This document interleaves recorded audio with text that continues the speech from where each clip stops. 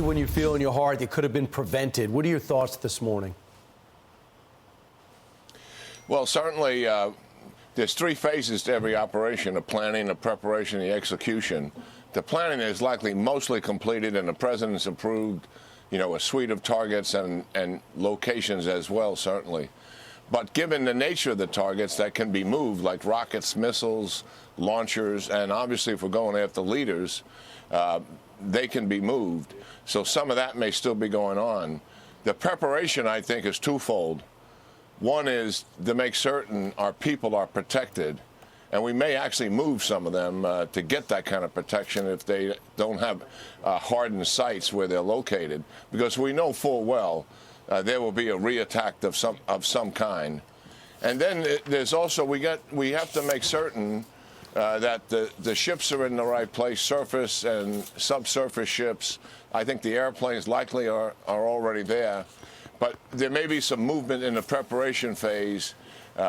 Hopefully this is a comprehensive strike, multi-tiered as they describe it, and that would involve a number of ships to be able to execute the cruise missiles and the fighters as well. So that's, I think, where we are, and it also helps to explain why there hasn't been a strike up until this time. So I understand that we are dead set on sending a message to Iran and looking at some of their assets outside their country.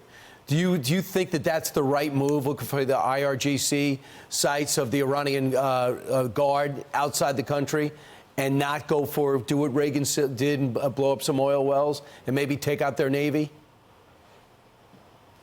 Well, I think certainly taking out the people who did the attack, and as much as we possibly can from that, is very appropriate. If there are Iranian IRGC leaders outside of Iran and we can acquire their location, certainly take them down. But they have likely moved all of them, I would imagine. But if we can get to them, certainly.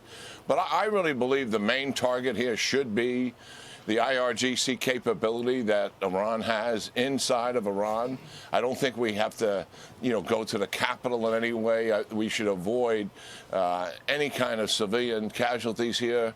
But IRGC capabilities, a lot of it's on the coast, and we can deal with that and also focus on their leaders as well.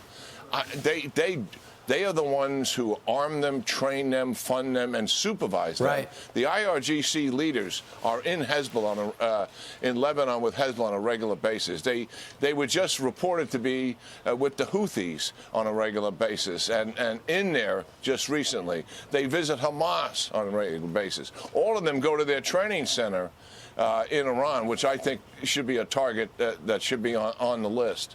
So yes, you've got to go after Iran and hold them accountable. I would reset the whole strategy with Iran.